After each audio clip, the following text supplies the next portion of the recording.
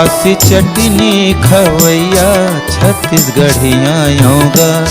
बासी चटनी खवैया छत्तीसगढ़िया योगा। भारत माता के दुलरवा, भारत माता के दुलरवा सबले बढ़िया योगा। बासी चटनी खवैया छत्तीसगढ़िया योगा। बासी चटनी खवैया छत्तीसगढ़िया योगा।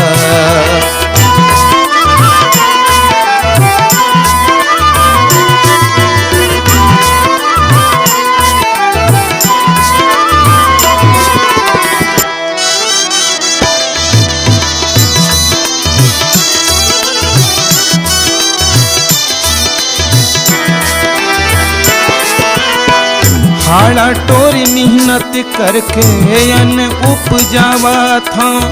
मन के पेट भर के देश सिरजावा था।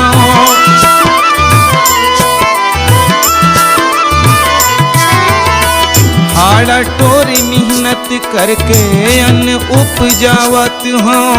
मन के पेट भर के देश सिरजावत हो। देवी देवता के मनैया, देवी देवता के मनैया डोंगर गढ़िया योगा। बासी चटनी खवैया छत्तीसगढ़िया योगा। बासी चटनी खवैया छत्तीसगढ़िया योगा। भारत माता के दुलरवा, भारत माता के दुलरवा सबले बढ़िया योगा। बासी चटनी खवैया छत्तीसगढ़िया योगा। बासी चटनी खवैया छत्तीसगढ़िया योगा।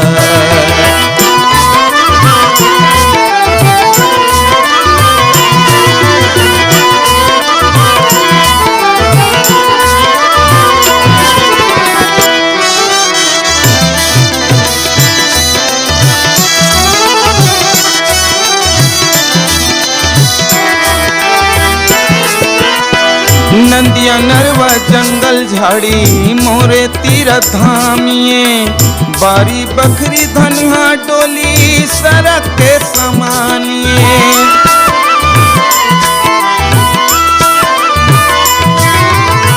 नंदिया नरवा जंगल झाड़ी मोरे तीरथ धामिए। बारी बकरी धनिया डोली सड़क के समानिए। दया मया के बटैया, दया मया के बटैया रई गढ़िया योगा। बासी चटनी खवैया छत्तीसगढ़िया योगा। बासी चटनी खवैया छत्तीसगढ़िया योगा। भारत माता के दुलरवा, भारत माता के दुलरवा सबले बढ़िया योगा। बासी चटनी खवैया छत्तीसगढ़िया योगा। बासी चटनी खवैया छत्तीसगढ़िया योगा।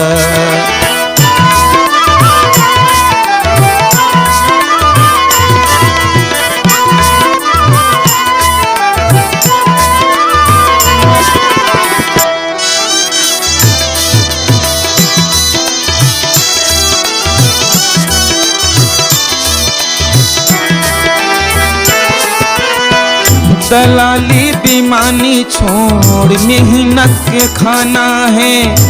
ऊपर में जाके घलो मुला दिखाना है।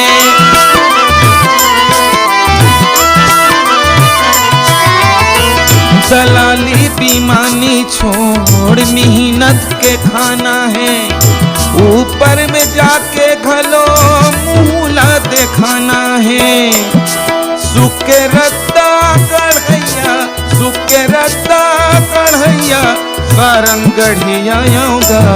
बासी चटनी खवैया छत्तीसगढ़िया योगा। बासी चटनी खवैया छत्तीसगढ़िया योगा। भारत माता के दुलरवा, भारत माता के दुलरवा सबले बढ़िया योगा। बासी चटनी खवैया छत्तीसगढ़िया योगा। बासी चटनी खवैया छत्तीसगढ़िया योगा। सबले बढ़िया योगा छत्तीसगढ़िया योगा सबले बढ़िया योगा।